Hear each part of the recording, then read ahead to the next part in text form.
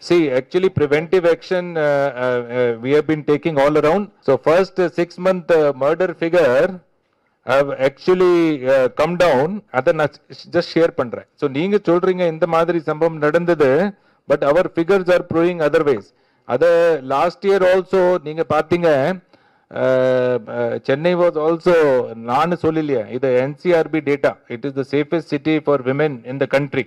அதே மாதிரி ஒரு private agency from the UK, அவங்க இந்தியன் சிட்டிஸ் இல்லை, உலகத்துக்கு எல்லா பெருநகர் பற்றி அவங்க பண்ணியிருக்காங்க. ஸோ இந்தியாவில் they have given Chennai as a safest city in India. So அதுக்கு லாஸ்ட் இயர் கம்பேரிட்டிவ் ஃபிகர் பார்த்தோன்னா டோட்டல் மர்டர் கேசஸ் முதல் 6 மாதங்களில் நமக்கு கம்மியாக இருக்கு.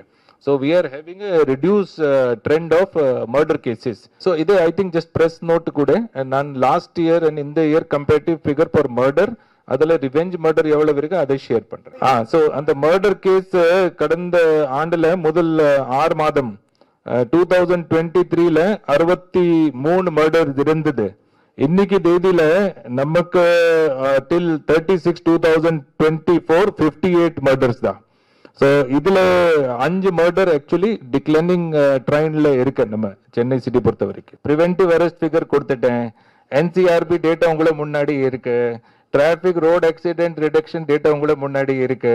ஸோ சென்னை சிட்டி பொறுத்த வரைக்கும் என்ஃபோர்ஸ்மெண்ட்ல we can only talk about certain facts and figures நம்ம முன்னாடி இருக்கிறோம்.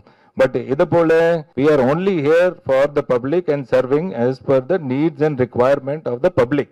And we are fully competent to handle the situation in Greater Chennai City Police.